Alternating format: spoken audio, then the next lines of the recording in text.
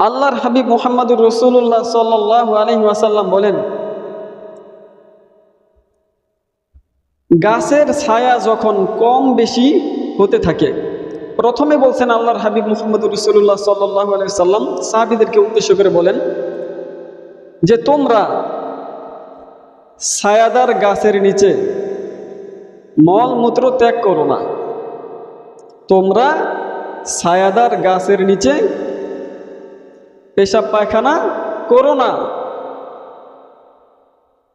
এক সাহাবী জিজ্ঞেস করে ফেললেন, ইয়া রাসূলুল্লাহ, এর ভিতরে আবার হিকমত কি?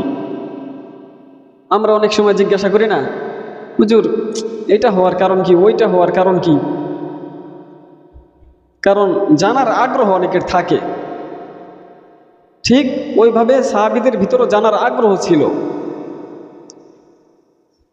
তো আল্লাহর হাবিব মুহাম্মদুর রাসূলুল্লাহ সাল্লাল্লাহু আলাইহি ওয়াসাল্লাম যখন বলছেন তোমরা ছায়াদার গাছের নিচে মলমূত্র ত্যাগ করো না, তখন এক সাহাবী বললেন, ইয়া রাসূলুল্লাহ, এর ভিতরে হিকমত কি?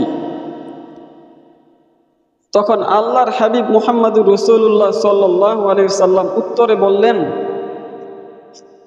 গাছের ছায়া যখন কম বেশি হতে থাকে, গাছের ছায়া যখন কম বেশি হতে থাকে, তখন ওই গাছ আল্লাহ পাক রব্বুল আলামিনের দরবারে সেজদারত অবস্থায় থাকে। সুবহানাল্লাহ, জোরে বলবেন না? হ্যাঁ, যখন গাছের ছায়া কম বেশি হতে থাকে তখন ওই গাছ আল্লাহ পাক রব্বুল আলামিনের দরবারে সেজদারত অবস্থায় থাকে।